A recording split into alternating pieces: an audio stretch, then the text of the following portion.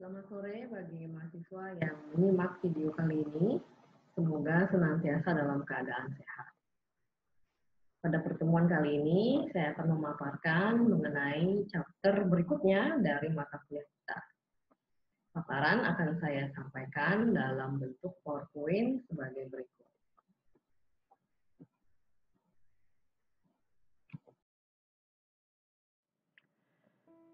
Topik yang akan kita bahas pada video ini adalah strategi memasuki pasar global. Poin-poin yang akan kita bahas dalam chapter ini adalah pemilihan pasar target, kemudian memilih metode yang akan digunakan untuk memasuki pasar global. Yang ketiga adalah waktu untuk memasuki pasar global, dan yang keempat adalah strategi untuk keluar dari pasar global. Kita masuk ke materi yang pertama, yaitu pemilihan target pasar. Pemasar internasional umumnya memulai dengan sekumpulan besar dari negara-negara yang akan menjadi kandidat tujuan pemasaran. Untuk mempersempit kelompok besar negara ini, perusahaan umumnya akan melakukan penyaringan pendahuluan. Tujuan dari kegiatan ini adalah untuk meminimalisir kesalahan-kesalahan yang menyebabkan perusahaan mengabaikan negara-negara yang memberikan atau menawarkan kesempatan yang baik dalam memasarkan produk. Dan yang kedua, untuk menghindari membuang-buang waktu pada negara yang tidak memberikan potensi apa-apa. Negara-negara yang terpilih dari penyaringan awal tersebut akan kemudian diseleksi lebih lanjut untuk menentukan kumpulan final dari negara yang akan menjadi target pemasaran. Langkah yang pertama adalah memilih indikator yang digunakan dan mengumpulkan data. Pertama-tama, perusahaan perlu untuk mengidentifikasi indikator-indikator sosioekonomik, politik, dan yang lainnya yang mereka pikir penting dalam menentukan target pasar. Contohnya adalah Colgate-Palmolive yang berasumsi bahwa pendapatan per kapita atau daya beli per kapita merupakan indikator yang dapat mencerminkan peluang pasar di suatu negara. Kemudian Starbucks memandang bahwa indikator ekonomi, kemudian besarnya populasi, dan juga apakah terdapat kesempatan untuk melakukan atau menemukan partner joint venture yang bagus merupakan indikator dalam pemilihan negara target pasar mereka. Langkah kedua adalah menentukan tingkat pentingnya indikator-indikator yang telah dipilih sebelumnya. Jadi langkah kedua ini termasuk dalamnya adalah memberikan bobot pada masing-masing indikator yang telah ditetapkan sebelumnya. Kemudian langkah ketiga adalah memberikan penilaian kepada masing-masing negara yang telah masuk dalam kelompok tadi, diberikan skor pada masing-masing indikator. Contohnya, pemasar dapat menggunakan skala 10 yang artinya sangat kurang baik atau tidak menguntungkan, hingga 100 yang artinya sangat baik atau menguntungkan. Semakin baik kinerja negara tersebut dalam hal indikator-indikator yang telah terpilih, maka mereka akan memperoleh skor yang lebih tinggi. Langkah keempat adalah mengkalkulasi skor total untuk masing-masing negara. Negara dengan skor yang tinggi adalah negara-negara yang sangat atraktif untuk menjadi target pasar dari suatu perusahaan. Ilustrasi dari step 1-4 digambarkan pada gambar berikut, yaitu di sisi kiri dapat dilihat yaitu negara, ada negara A, B, C, dan D yang merupakan kandidat dari target pasar tujuan perusahaan. Kemudian langkah berikutnya adalah menentukan indikator yang akan digunakan untuk menyeleksi negara atau untuk melihat potensi suatu pasar. Di sini dapat dilihat dalam tabel indikator yang digunakan untuk menyeleksi potensi pasar adalah pendapatan per kapita, kemudian besarnya populasi, kemudian tingkat kompetisi, dan resiko politik. Langkah berikutnya adalah memberikan bobot pada masing-masing indikator. Dapat dilihat pada baris paling bawah, yaitu weight yang artinya bobot, di mana pemasar memutuskan untuk memberikan per kapita income bobot sebesar 25%. Kemudian populasi diberikan bobot 40%, kompetisi diberikan bobot 25%, dan risiko politik diberikan bobot 10%. Tugas pemasar berikutnya adalah menilai masing-masing negara dalam hal setiap indikator tersebut. Contohnya, negara A diberikan skor 50 pada indikator per kapita income. Negara B diberikan skor 20 dalam indikator per kapita income. Jadi skor yang semakin besar artinya bahwa negara tersebut memiliki kinerja yang baik dalam indikator tersebut. Kemudian populasi negara A diberikan skor 25, kemudian negara B diberikan skor 50. Ini artinya bahwa negara B memiliki populasi yang lebih besar dibandingkan negara A, sehingga lebih menguntungkan sebagai target pasar. Begitu pula di indikator-indikator berikutnya. Kemudian angka tersebut dikalkulasi untuk memperoleh skor pada masing-masing negara. Jadi skor adalah bobot indikator dikalikan dengan nilai yang diperoleh oleh masing-masing negara.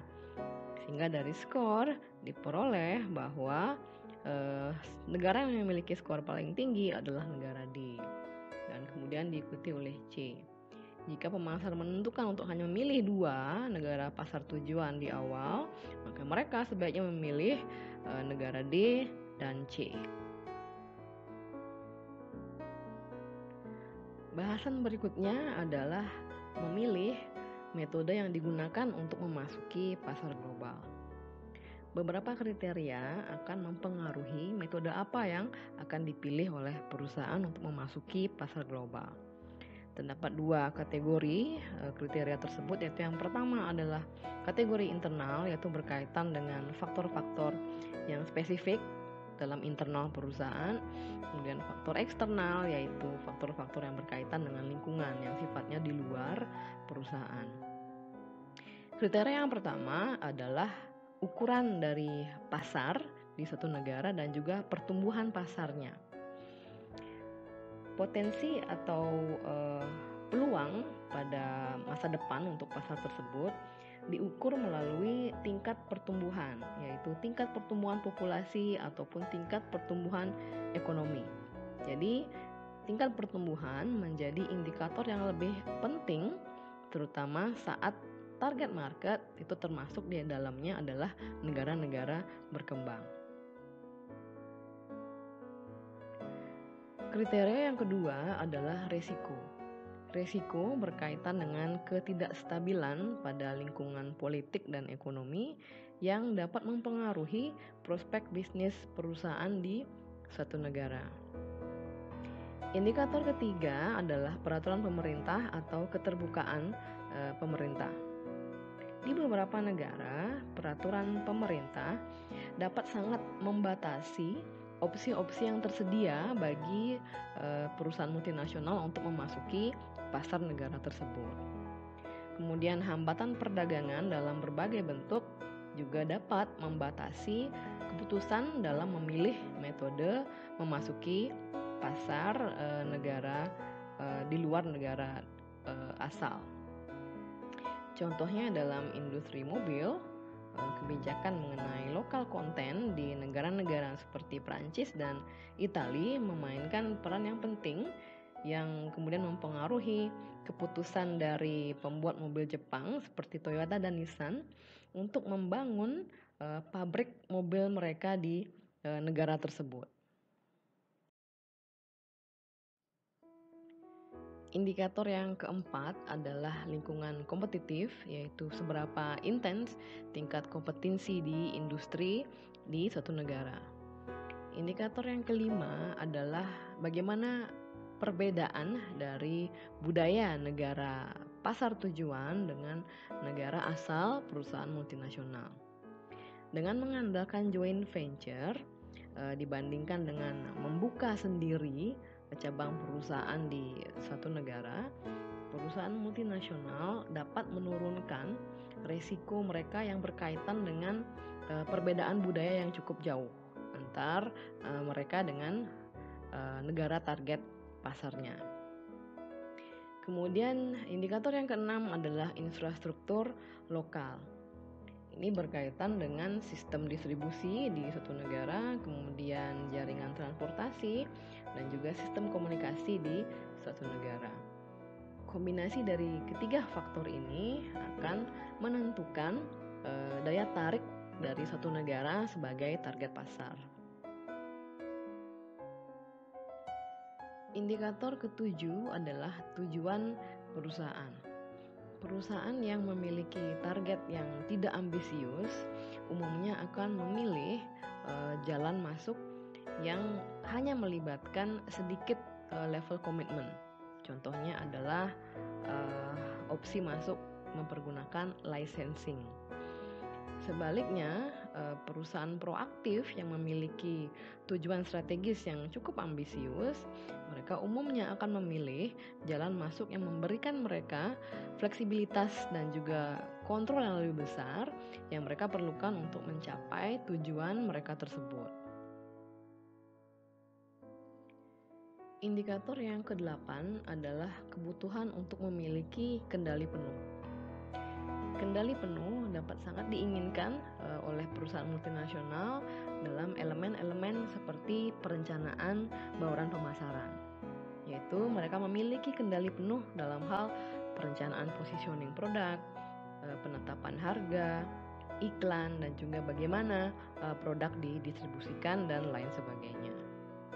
Contohnya Caterpillar, mereka memilih untuk memiliki kendali penuh atas operasi perusahaan mereka di luar negeri untuk melindungi atau memproteksi paten-paten teknologi yang mereka miliki agar tidak diimitasi atau ditiru oleh perusahaan sejenis lainnya.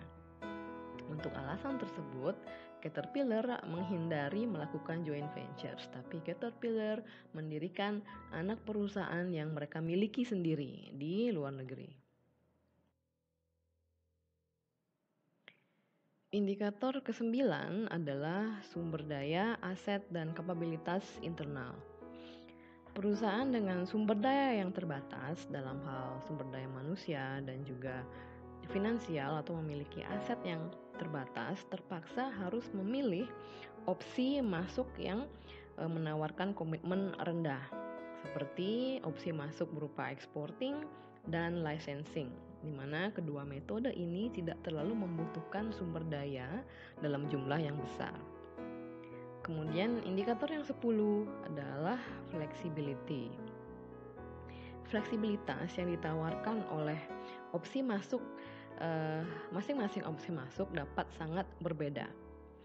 Melihat dari karakteristiknya, perjanjian kontraktual seperti joint ventures dan licensing, mereka cenderung memberikan fleksibilitas yang sangat kecil. Kemudian, saat terdapat hambatan keluar yang cukup tinggi, anak perusahaan yang dimiliki sepenuhnya oleh perusahaan multinasional akan sangat sulit untuk dilepaskan, sehingga metode ini atau opsi ini menawarkan fleksibilitas yang sangat rendah dibandingkan opsi-opsi masuk yang lain. Kita akan membahas secara lebih detail mengenai masing-masing opsi masuk di slide berikutnya, dimulai dari exporting, licensing, franchising hingga wholly owned subsidiaries atau anak perusahaan yang dimiliki sepenuhnya. Opsi-opsi masuk tersebut dapat diklasifikasikan berdasarkan pada tingkat kendali yang mereka tawarkan. Dimulai dari opsi masuk yang menawarkan tingkat kendali yang rendah, yaitu adalah opsi masuk melalui ekspor tidak langsung dan juga licensing, hingga ke opsi masuk yang menawarkan atau memberikan kendali penuh, yaitu anak perusahaan yang dimiliki sepenuhnya oleh perusahaan multinasional. Opsi masuk dapat menawarkan tingkat kendali yang cukup besar, umumnya membutuhkan sumber daya dalam jumlah yang besar dan juga melibatkan resiko yang cukup tinggi. Seperti misalnya wholly owned subsidiary atau anak perusahaan yang dimiliki sepenuhnya, mereka membutuhkan atau opsi masuk ini membutuhkan sumber daya yang jauh lebih besar dan juga melibatkan resiko yang jauh lebih besar dibandingkan dengan opsi masuk seperti ekspor atau melakukan ekspor atau melakukan licensing. Sehingga perusahaan multinasional menghadapi suatu pilihan apakah akan memilih kendali yang lebih besar namun harus dihadapkan pada komitmen dalam hal sumber daya dan juga resiko yang cukup tinggi, atau apakah akan memilih kendali yang lebih rendah dan memiliki atau membutuhkan sumber daya yang cukup rendah dan juga resiko yang tidak terlalu besar. Seperti contohnya ekuitas merek, paten-paten teknologi, dan juga paten-paten pengetahuan. Saat aset-aset ini sangat penting bagi perusahaan multinasional, maka mereka sebaiknya memasuki pasar luar negeri dengan mempergunakan opsi masuk yang menawarkan tingkat kendali yang cukup besar untuk melindungi aset-aset ini dari perilaku-perilaku oportunistik dari staf-staf di pasar luar negeri. Kemudian perusahaan dengan keunggulan kompetitif yang mudah untuk ditiru lebih memilih untuk mengembangkan bisnisnya di luar negeri melalui metode mendirikan anak perusahaan yang mereka miliki sendiri. Jadi melalui anak perusahaan yang mereka miliki sendiri, perusahaan akan lebih mudah untuk memproteksi nilai dari keunggulan kompetitif itu. Jadi tindakan-tindakan yang dapat mengurangi nilai keunggulan kompetitif contohnya adalah pencurian paten dan lain sebagainya. Suatu perusahaan multinasional akan lebih memilih untuk memasuki pasar asing dengan metode mendirikan anak perusahaan yang mereka miliki seluruhnya pada kondisi-kondisi sebagai berikut. Yaitu yang pertama, apabila operasi perusahaan sangat berkaitan dengan paten-paten teknologi yang penting. Kemudian saat perusahaan multinasional memiliki merek yang cukup kuat, dan apabila perusahaan multinasional sudah memiliki pengalaman yang cukup banyak memasuki pasar asing, maka mereka akan memilih opsi masuk wholly owned subsidiary atau mendirikan anak perusahaan sendiri. Kemudian di sisi lain, perusahaan multinasional akan cenderung memilih opsi masuk menggunakan partnership, contohnya adalah joint ventures pada kondisi-kondisi sebagai berikut. Yaitu yang pertama, apabila negara pasar tujuan adalah negara yang cukup beresiko, baik dalam hal kestabilan politik maupun kestabilan ekonomi. Kemudian yang kedua adalah apabila negara target tujuan atau negara pasar target adalah negara yang memiliki budaya yang jauh berbeda dengan budaya di perusahaan multinasional. Kemudian yang ketiga adalah apabila terdapat pembatasan hukum mengenai kepemilikan aset yang boleh dimiliki oleh investor asing. Kita masuk ke topik berikutnya, yaitu membahas masing-masing opsi masuk, kelebihan dan kelemahannya. Kita mulai dengan opsi yang pertama, yaitu mengekspor. Ekspor terdiri atas 3 tipe, yaitu yang pertama adalah ekspor tidak langsung, di mana perusahaan mempergunakan perantara yang berbasis di negara asal perusahaan untuk menghandle ekspor perusahaan ke negara lain. Kemudian yang kedua adalah cooperative exporting, di mana perusahaan melakukan kerjasama dengan perusahaan lain baik lokal maupun perusahaan asing, di mana partner ini akan mempergunakan jaringan distribusi yang mereka miliki untuk menjual barang-barang ekspor perusahaan. Kemudian yang ketiga adalah ekspor langsung, yang berarti bahwa perusahaan mendirikan divisi ekspornya sendiri dan bergantung pada perantara yang berbasis di pasar asing, yaitu distributor asing untuk mendistribusikan produknya di negara asing. Ekspor tidak langsung menawarkan sejumlah manfaat bagi perusahaan dibandingkan dengan opsi-opsi masuk yang lainnya. Yang pertama yaitu perusahaan memperoleh pengetahuan mengenai pasar asing secara instan, karena eksporter atau perantara yang digunakan umumnya adalah profesional. Mereka dapat menghandle detail-detail yang berkaitan dengan pemrosesan order ekspor. Dan perantara ini juga dapat menilai atau mengappraise peluang pasar bagi perusahaan. Kelebihan lainnya adalah pengetahuan yang mereka miliki dalam memilih agen dan juga distributor dan juga pengelolaan jaringan distribusi. Jadi perantara ini cukup profesional sehingga sedikit risiko yang terlibat dalam opsi masuk ini. Kemudian kelebihan yang ketiga adalah tidak membutuhkan komitmen dalam bentuk sumber daya yang cukup besar. Jadi saat profit dari perantara itu didasarkan pada seberapa sukses mereka melakukan ekspor, maka perantara ini akan sangat termotivasi untuk meningkatkan penjualan.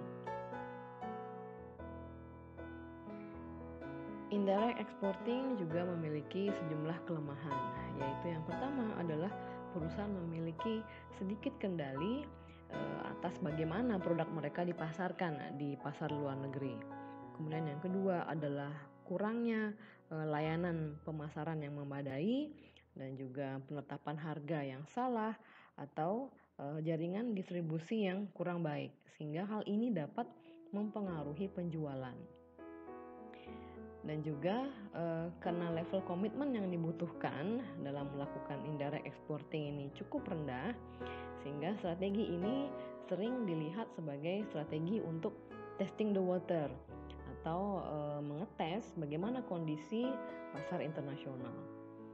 Saat permintaan terhadap produk perusahaan mulai meningkat secara perlahan, maka perusahaan dapat berpindah ke opsi masuk yang lain yang lebih proaktif. Kita membahas lebih detail mengenai cooperative exporting. Perusahaan yang tidak bersedia untuk memberikan sejumlah sumber daya untuk mendirikan divisi ekspor mereka sendiri, namun masih menginginkan sejumlah kendali atas operasi mereka di pasar asing, mungkin dapat mempertimbangkan menggunakan metode cooperative exporting. Salah satu opsi dalam metode cooperative exporting adalah melakukan piggybacking. Jadi dalam piggybacking, perusahaan mempergunakan jaringan distribusi perusahaan lain di pasar asing untuk menjual produknya. Contohnya adalah Wrigley, perusahaan permen karet asal Amerika. Mereka memasuki India dengan perjanjian piggybacking dengan Paris, yaitu perusahaan manisan lokal di India. Dengan kerjasama ini, Wrigley dapat menjual produknya di jaringan distribusi yang dimiliki oleh Paris, yaitu sejumlah 250.000 outlet retail Paris yang tersebar di seluruh India. Yang ketiga adalah direct exporting. Dalam direct exporting, perusahaan memiliki kendali yang jauh lebih besar terhadap operasi internasionalnya dibandingkan metode sebelumnya, yaitu indirect dan cooperative exporting. Dan potensi penjualan dan juga profit seringnya lebih besar dibandingkan dengan dua metode tadi, yaitu indirect exporting dan juga cooperative exporting. Hal ini juga memungkinkan perusahaan untuk membangun sendiri jaringan distribusinya di perusahaan asing dan memperoleh feedback yang lebih baik dari pasar luar negeri.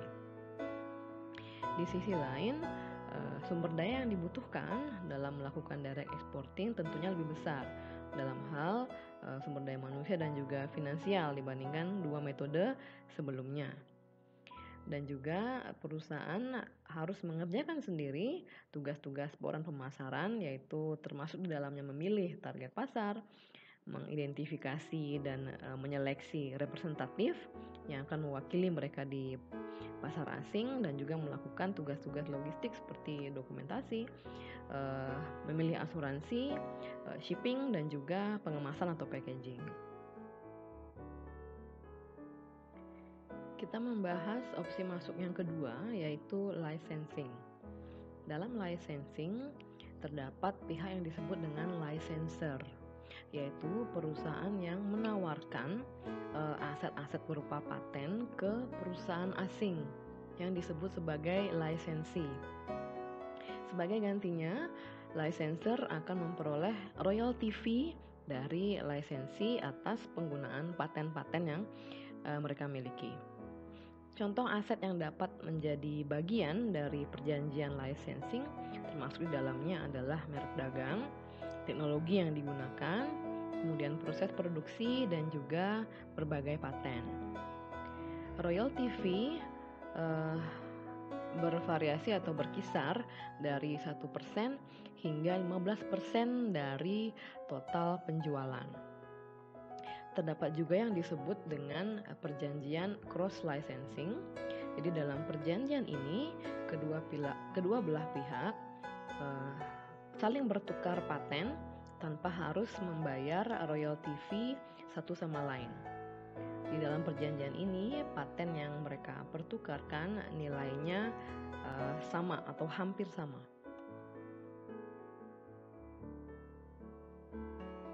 Kelebihan dari licensing adalah licensing tidak terlalu membutuhkan sumber daya dalam jumlah yang besar, sehingga licensing sangat menarik bagi perusahaan kecil yang memiliki sumber daya yang terbatas untuk berinvestasi pada fasilitas di negara asing. Dibandingkan dengan exporting, yaitu yang merupakan opsi masuk yang juga menawarkan komitmen rendah, licensing memungkinkan perusahaan untuk bernavigasi di seputar hambatan impor untuk memperoleh akses ke pasar yang sangat tertutup terhadap impor. Contohnya adalah beberapa perusahaan tembakau asing yang beroperasi di Cina mempergunakan perjanjian licensing untuk menghindari pajak impor yang sangat tinggi pada produk rokok yang diimpor. Perusahaan asing ini memiliki kerjasama licensing dengan perusahaan lokal Cina, di mana perusahaan lokal Cina diberikan izin untuk memproduksi rokok asing ini yang kemudian akan didistribusikan atau dijual di pasar lokal Cina. Sehingga dalam hal ini perusahaan tidak mengekspor produknya ke Cina, namun produknya dibuat secara lokal oleh perusahaan lokal dan didistribusikan secara lokal di Cina, sehingga tidak terkena sama sekali tarif impor yang cukup tinggi. Terdapat beberapa kelemahan dari licensing, yaitu yang pertama adalah pihak lisensi dapat tidak berkomitmen secara penuh terhadap produk dan teknologi yang dimiliki oleh licensor. Kurangnya antusiasme ini dapat mengurangi atau membatasi potensi penjualan dari produk licensor. Kemudian yang kedua adalah saat perjanjian licensing melibatkan merek dagang, terdapat risiko bahwa kesalahan-kesalahan yang dibuat oleh lisensi dapat menodai merek dagang yang dimiliki oleh licensor. Kemudian risiko berikutnya adalah risiko tidak dibayarkan royaltinya, kemudian kegagalan untuk memproduksi produk dalam volume yang diinginkan dalam waktu yang telah ditentukan. Kemudian licensor juga kehilangan kendali atas perencanaan strategi marketing dari produknya di pasar luar negeri. Kemudian risiko yang terbesar adalah risiko oportunisme, di mana perjanjian licensing ini dapat memelihara atau membesarkan kompetitor di masa depan.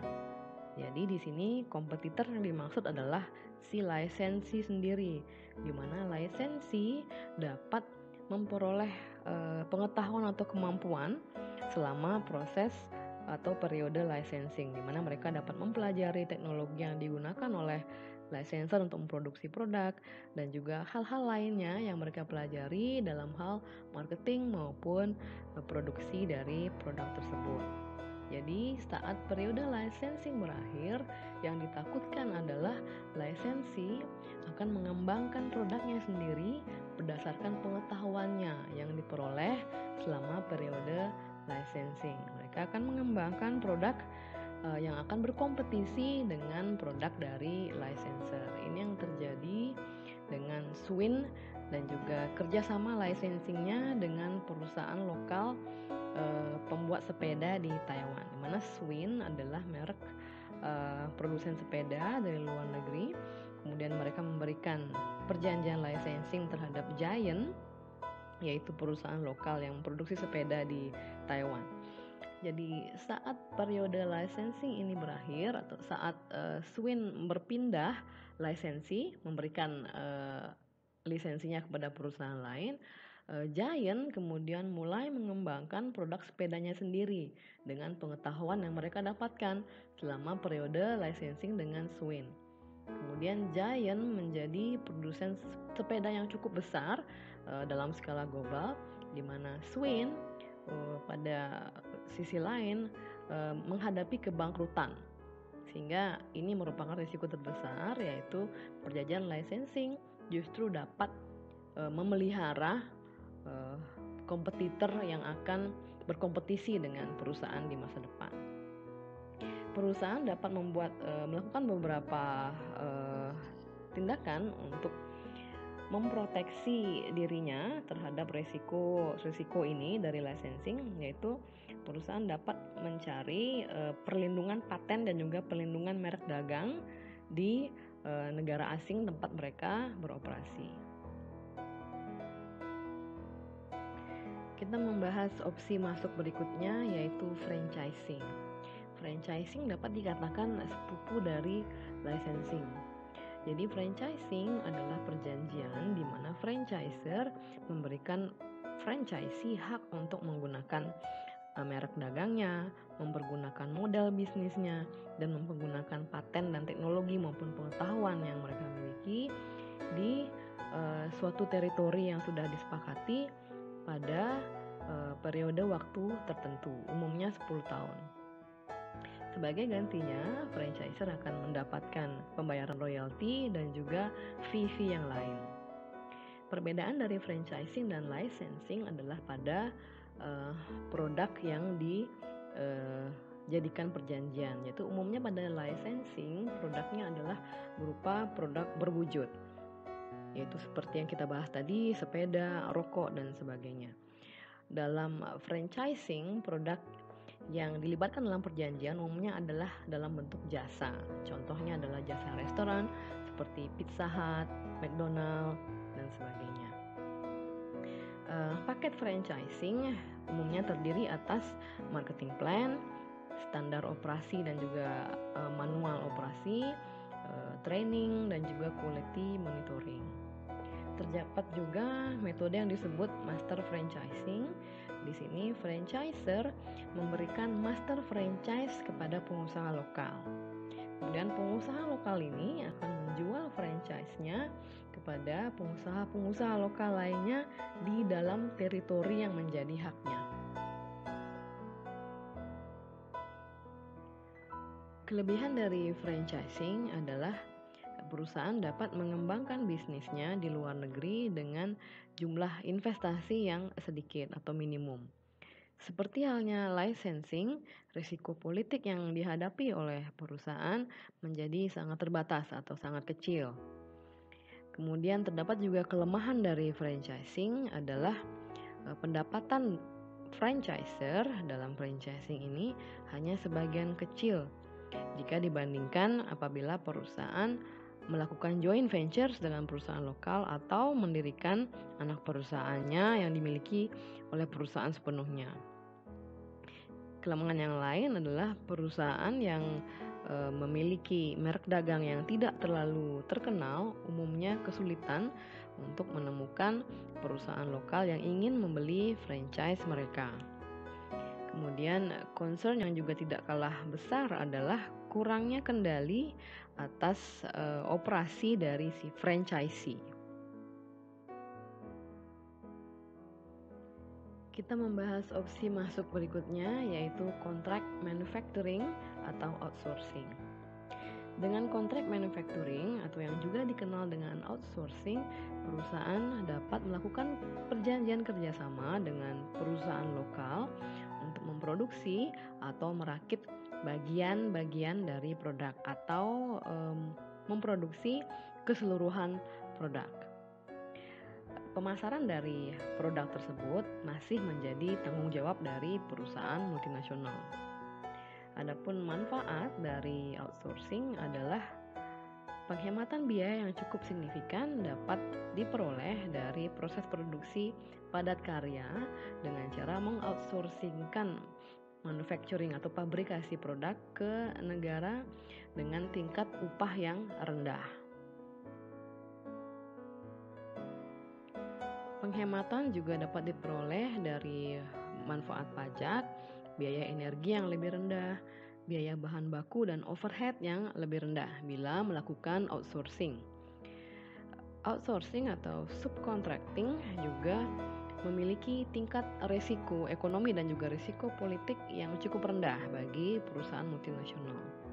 Outsourcing memungkinkan perusahaan untuk berfokus pada kompetensi dasar yang mereka miliki, yaitu mungkin dalam hal desain produk dan juga dalam hal pemasaran, dan memberikan proses manufacturing atau proses pabrikasi, menyerahkannya kepada pihak lain yang lebih berpengalaman dan mampu melakukannya dengan biaya yang lebih rendah. Kemudian contoh dari subcontracting ini adalah apa yang dilakukan iPhone, yaitu dengan mensubkontrakkan atau mengoutsourcingkan pabrikasi produknya ke perusahaan di Cina.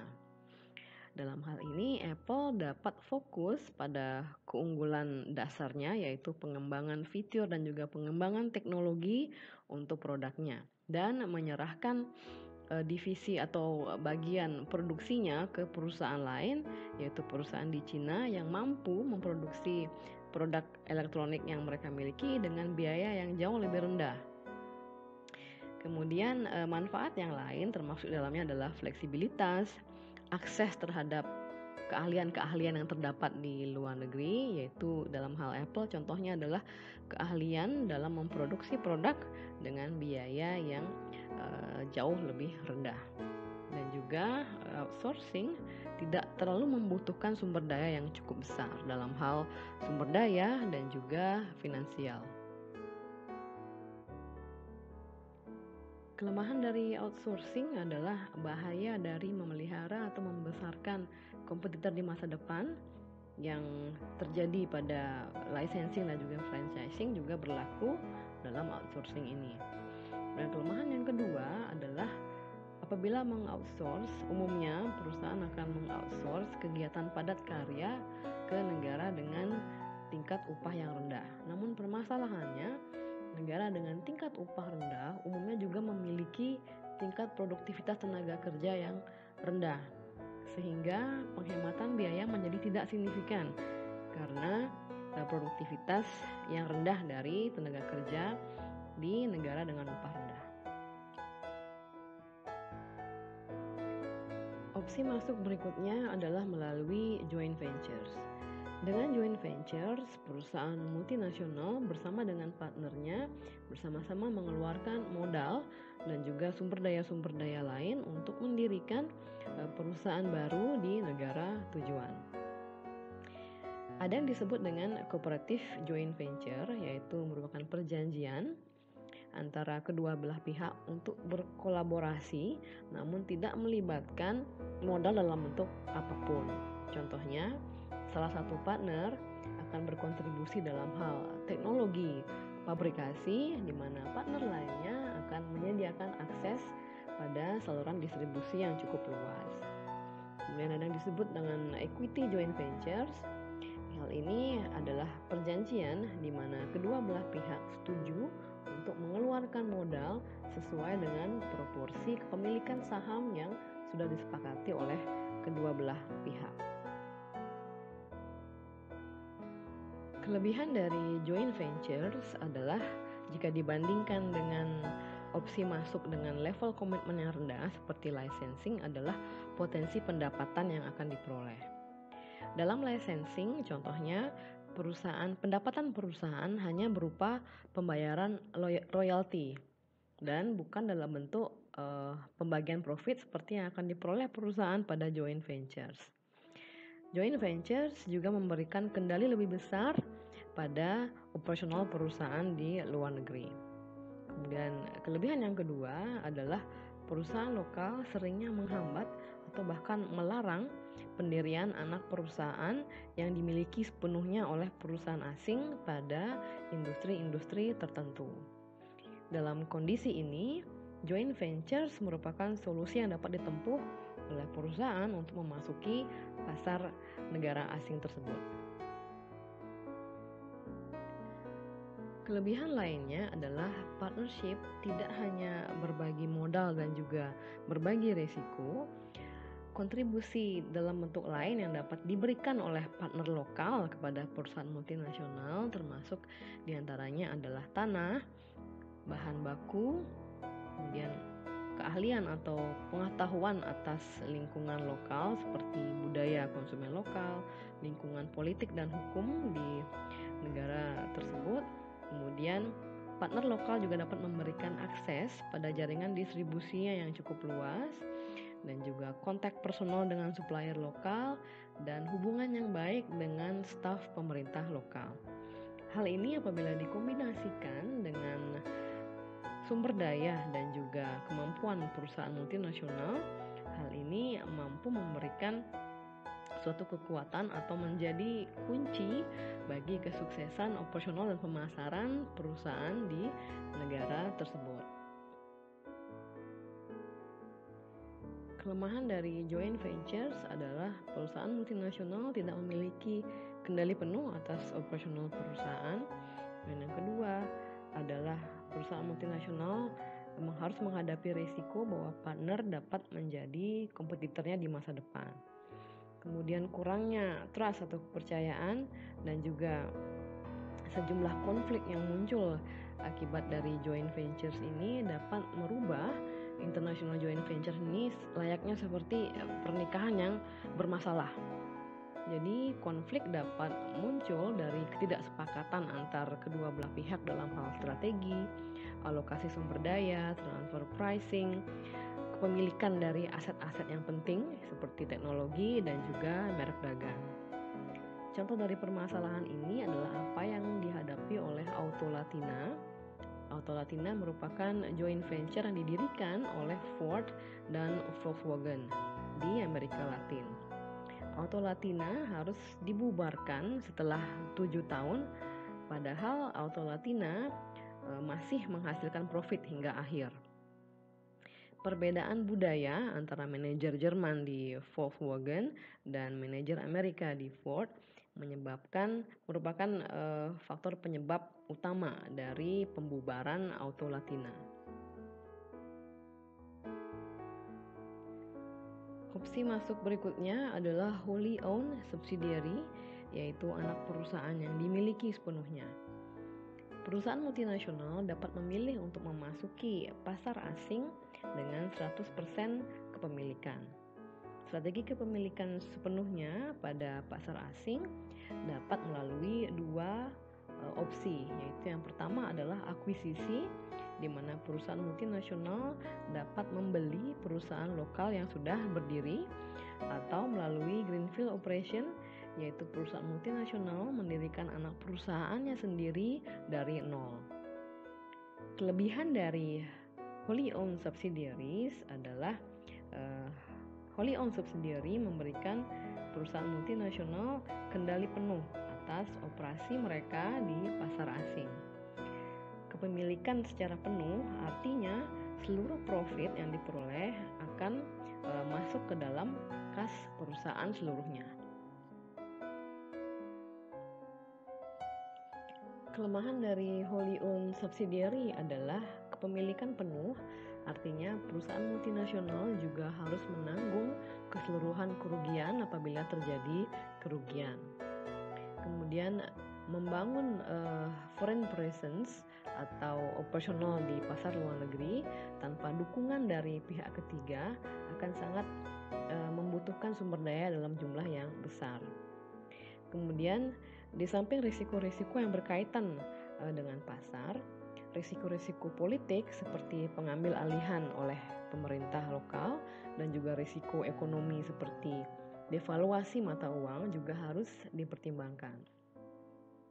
Salah satu cara untuk menghindari pengambil alihan perusahaan oleh pemerintah lokal adalah dengan cara melokalisasi operasional perusahaan di pasar lokal tersebut dengan cara mempekerjakan manajer-manajer lokal, kemudian mempergunakan sumber daya lokal seperti sumber daya material yaitu bahan baku dan juga sumber daya manusia lokal, mengembangkan brand lokal dan juga mensponsori kegiatan-kegiatan olahraga dan juga kegiatan budaya lokal dan lain sebagainya. Berikutnya adalah pendirian wholly owned subsidiaries melalui akuisisi dan merger. Bagi pemain yang terlambat masuk di suatu industri, akuisisi menjadi opsi yang cukup masuk akal untuk mendapatkan merek yang sudah terkenal dan juga mendapatkan akses instan terhadap jaringan distribusi dan juga mendapatkan akses ke teknologi. Contoh dari akuisisi adalah saat Cadbury Schweppes membeli Adams yang merupakan unit bisnis permen yang dimiliki oleh Pfizer. Dengan mengakuisisi Adams, Cadbury memperoleh atau mendapatkan merek-merek terkenal permen dan juga permen karet yaitu Trident, Chiclets, Surts, dan Halls Lozenges yang dimiliki oleh Adams. Kepemilikan merek-merek terkenal ini oleh Cadbury kemudian menyokong atau meningkatkan posisi Cadbury di pasar permen di Amerika dan Amerika Latin. Ekspansi melalui akuisisi dan merger juga mengandung risiko. Perbedaan budaya perusahaan dari kedua perusahaan yang merger atau akuisisi umumnya menyebabkan konflik antara manajer yang sulit untuk dijembatani sehingga berakhir pada operasional yang tidak lancar, bahkan juga pembubaran akuisisi atau merger.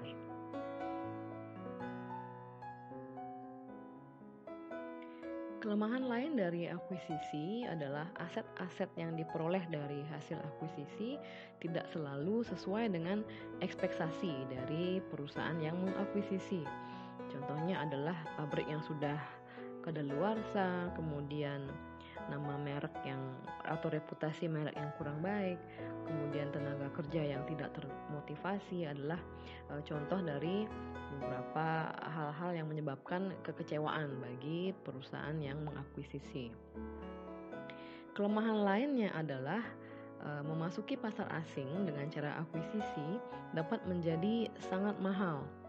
Umumnya perusahaan-perusahaan yang bagus, perusahaan lokal yang bagus, umumnya tidak bersedia untuk menjual kepemilikannya ke perusahaan lain.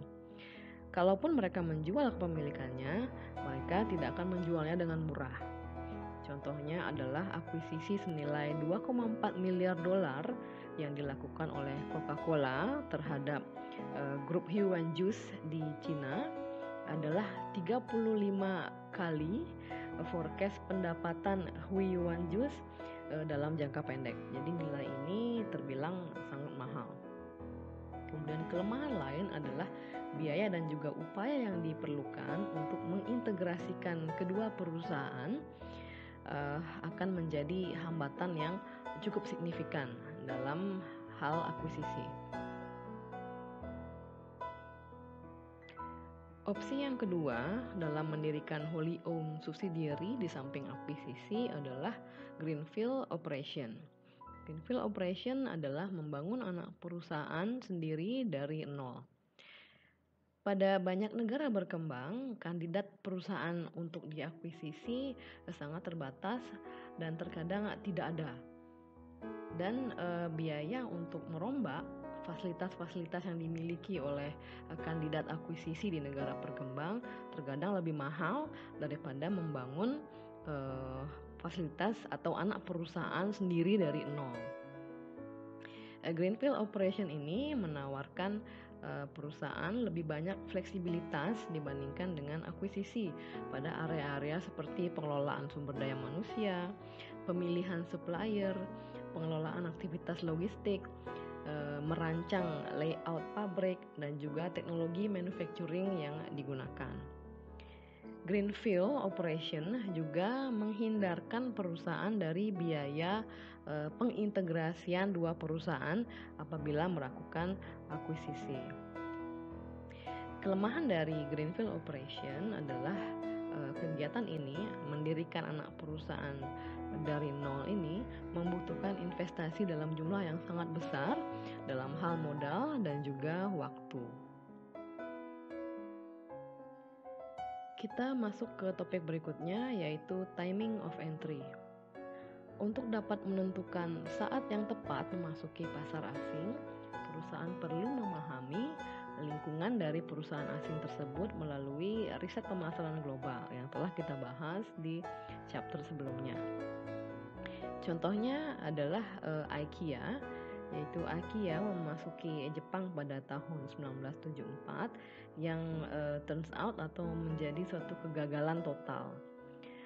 Retailer furniture dari Swedia ini kemudian dengan cepat meninggalkan pasar Jepang setelah menyadari bahwa konsumen Jepang belum siap dengan konsep furniture yang dirakit sendiri oleh konsumen, dan konsumen Jepang lebih memilih furniture dengan kualitas yang baik dibandingkan furniture dengan harga yang rendah. Kemudian secara umum perusahaan yang memasuki Cina atau perusahaan yang terlambat memasuki Cina memperoleh kelebihan dibandingkan dengan perusahaan yang memasuki Cina lebih awal. Alasannya adalah perusahaan yang lambat memasuki pasar Cina ini menghadapi pembatasan-pembatasan yang lebih sedikit dibandingkan dengan perusahaan yang memasuki Cina lebih awal. Pembatasan-pembatasan ini dalam hal regulasi pemerintah. Topik berikutnya adalah exit strategi atau strategi keluar dari pasar asing. Terdapat beberapa alasan bagi perusahaan multinasional untuk meninggalkan atau keluar dari pasar asing. Yang pertama adalah kerugian yang berkelanjutan. Yang kedua adalah sulitnya menembus pasar lokal seperti ilustrasi IKEA. Kemudian yang ketiga adalah volatilitas atau kerentanan dari pasar asing. Banyak perusahaan multinasional terburu-buru untuk memasuki pasar negara berkembang karena tergoda oleh prospek yang menggiurkan dari populasi penduduk yang cukup banyak dengan tingkat pendapatan yang terus meningkat setiap tahunnya. Namun sayangnya negara dengan potensi pertumbuhan yang cukup tinggi seperti negara-negara berkembang seringnya sangat volatile atau sangat rentan. Contohnya adalah mata uang yang sangat fluktuatif, kemudian peraturan yang sangat lemah atau hukum yang sangat lemah, ketidakstabilan politik, resiko-resiko ekonomi seperti pengambil alihan perusahaan dan juga risiko inflasi. Alasan keempat untuk melakukan exit adalah keputusan entry yang prematur. Perusahaan multinasional setelah memasuki pasar asing dapat menemui kekecewaan karena infrastruktur marketing di negara tersebut belum berkembang, yaitu dalam hal infrastruktur distribusi dan juga infrastruktur untuk supply. Hal lainnya menimbulkan kekecewaan adalah daya beli masyarakat yang rendah dan juga kurangnya atau tidak adanya partner lokal yang cukup kuat untuk diajak bekerja sama. Alasan keluar berikutnya adalah alasan etis. Heineken contohnya memutuskan untuk keluar dari pasar Myanmar pada tahun 96 karena menghadapi tekanan pemboikotan produknya yang dipicu oleh pelanggaran HAM yang dilakukan. Kemudian alasan berikutnya adalah kompetisi yang intens. Overcapacity dapat menyulut terjadinya perang harga, dan perang harga dapat menyebabkan loss-loss situation dan bukan win-win situation bagi seluruh pemain di dalam industri tersebut. Sehingga hal ini menyebabkan kerugian yang berkelanjutan sehingga perusahaan memutuskan untuk keluar dari pasar tersebut. Keluar dari pasar asing juga mengandung resiko. Resiko yang pertama adalah biaya yang berkaitan dengan exit. Di Eropa, beberapa negara memiliki peraturan ketenagakerjaan yang sangat ketat yang membuat exit menjadi sangat mahal. Contohnya adalah pembayaran pesangon yang cukup besar. Dan bukanlah hal yang tidak biasa bagi pemerintah Eropa untuk memprotes dan juga menuntut perusahaan multinasional saat mereka memutuskan untuk menutup operasinya di negara tersebut. Risiko yang kedua adalah image perusahaan dapat ternoda karena memutuskan untuk keluar. Kemudian yang ketiga adalah sulitnya melakukan disposisi aset, yaitu aset-aset yang sangat specialized pada bisnis tertentu sangat sulit untuk dijual karena sangat mahal atau dia sangat specialized sehingga sulit untuk dijual ke industri lain atau bahkan industri sejenis. Sehingga hal ini menyebabkan hambatan keluar yang cukup tinggi bagi perusahaan multinasional. Terdapat beberapa panduan dalam melakukan strategi exit, yaitu yang pertama adalah incremental exit atau keluar dari pasar asing secara bertahap. Contohnya adalah McDonald's yang merestrukturisasi kehadirannya di beberapa negara dengan cara mentransfer kepemilikan restoran kepada beberapa franchisee. Contoh lain adalah Dial Corp yang juga merubah atau merestrukturisasi kehadirannya di Meksiko dengan cara memberikan licensing mereknya kepada perusahaan lokal alih-alih menjual perusahaannya secara langsung penuh ke perusahaan lain. Kemudian cara yang kedua adalah memigrasi pelanggan. Contohnya adalah Gateway yang melakukan kontrak dengan penyedia layanan pihak ketiga untuk menawarkan konsumennya layanan service di negara di mana mereka memutuskan untuk keluar. Gateway sendiri adalah perusahaan produsen hardware komputer, monitor, PC, dan juga aksesoris komputer lainnya.